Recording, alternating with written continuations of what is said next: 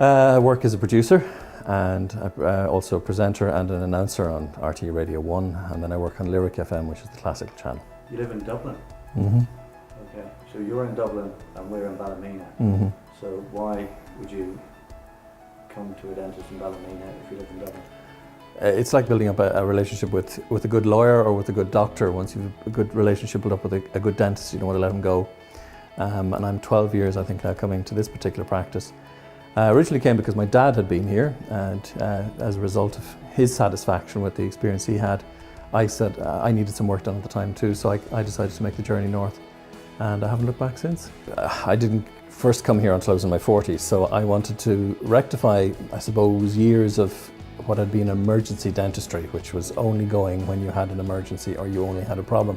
And so as soon as I had access to some funds for myself and I wanted to spend the money on myself, then I decided, okay, let's see if I can, tidy up some of the things I wanted to. And those were the kind of things. I was kind of lucky that I didn't have to have too much work done other than completing the gaps and then replacing the older, darker fillings over a period of time. Yeah. I also had to have some root canal treatment done at one stage as well, and with everybody around me winding me up as to how awful and unpleasant it was going to be, it actually wasn't. Again, I felt very relaxed, very safe, very comfortable. If you ask me right now, I can't remember how much it was, and that's a good sign.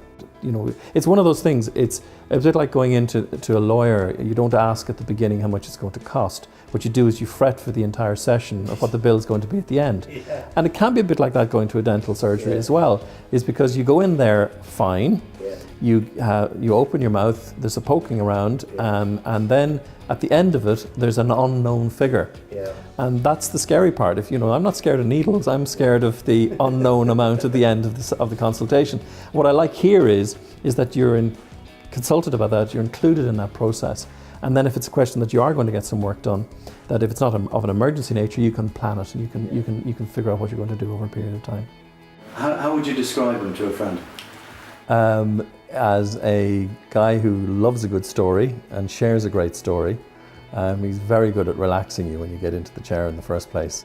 I almost start prepping my story for him, my catch-up story as I'm driving up the road.